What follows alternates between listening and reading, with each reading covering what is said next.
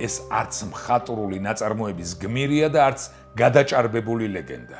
ეს არის რეალური ადამიანი, რეალურ ოკუპაციასთან პირისპირ. 1921 წლის თებერვალში საქართველოში საბჭოთა რუსეთი შემოიჭრა და საქართველოს ეკლესია ფაქტობრივად უუფლებო, იურიდიული ძალის არ მქონე ინსტიტუციად გამოაცხადა.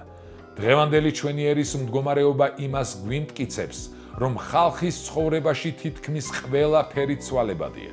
უცვლელია მხოლოდ სარწმუნოებრივი ცხოვრების ნორმები, რის გამოც ეკლესიაში ეროვნული იდეა სამარადისო და შეურყეველია. მართალია დღეს ხელისუფლებაში უკანონოდ გვყავს საბჭოთა რუსული რეჟიმი, მაგრამ ჩვენმა ეკლესიამ უნდა შეინარჩუნოს ეროვნულობა და საოკუპაციო ძალაც ეროვნულმა ეკლესიამ უნდა დაგვამარცხებინოსო. გმირობა 1921 წლის 14 ოქტომბერს ასეთ რამეს რომ ამბობს გასაბჭოებული საქართველოს პატრიარქი. ამბროსი ხელაიამ რუსეთი მსოფლიოს წინაშე ამხილა როგორც ოკუპანტი და კოლონიზატორი.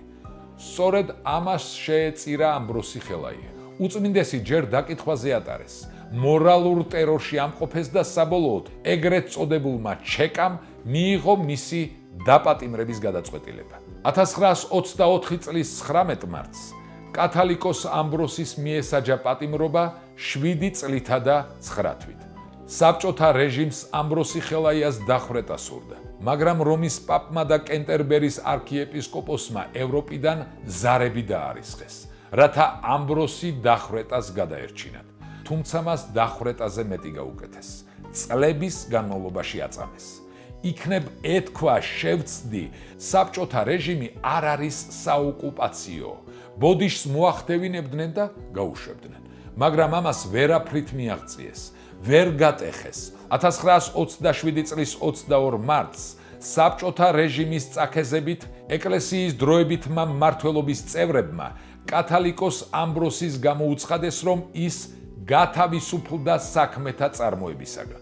მეორე დღეს 23 მარტს მან დაკარგა მეტყველების უნარი. შემდეგ გონება და 29 მარტს ღამის 3 საათზე გარდაიცვალა. სული ღმერთს ეკუთვნის, გული სამშობლოს, სხეული კი თქვენთვის დამითმია მტარვალებო. ეს იყო სიტყვები, რომელიც მან ჩეკისტებს უთხრა და ეს სიტყვები ზუსტად გამოხატავს წმინდა ამბროსის მოღვაწეობას. დაგვიწერეთ თქვენი აზრი კომენტარებში, მოიწონეთ ეს ვიდეო და გაუზიარეთ რაც შეიძლება ბევრს, რათა ყველამ გაიგოს ამბები საქართველოზე.